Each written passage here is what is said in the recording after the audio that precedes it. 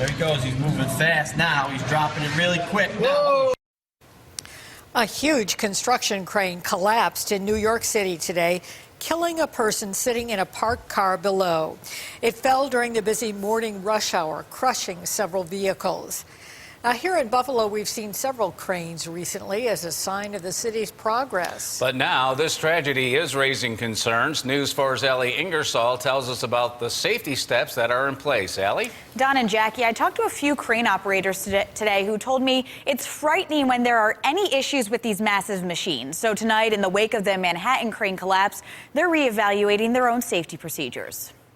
The last thing you want to see is a crane going over. Gary Swain is a 25-year veteran at Local 17, the operators union, which trains and finds work for people who operate large machinery like cranes. You've seen many tower cranes in the area. Local 17 has around 1,800 members, all of whom must complete a 4-year apprenticeship, where they train and shadow veteran members before being able to take the state test and become a certified operator. If you are not up on the safety and the specs that the manufacturer puts out, you could get yourself into trouble really easy. Swain says the Manhattan crane collapse shows the importance of properly training these operators. You see something like this, and then everybody on the job site is now going to wonder, well, did they inspect the crane we're working with? These guys, they go out and have to set up the cranes, and it's a tough business. Paul Hopkins is a local crane operator who's worked on projects like Harbor Center. He and Swain say staying on top of regulations is important.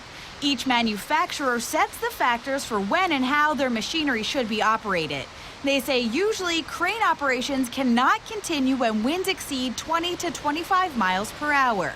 New York City officials say the winds in Manhattan registered around that today when the crane collapsed. Especially if the wind comes up and you're already kind of committed.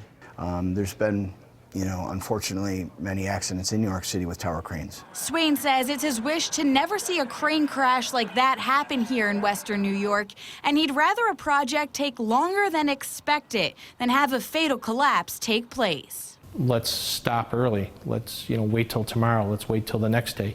Let's not put people's lives in jeopardy.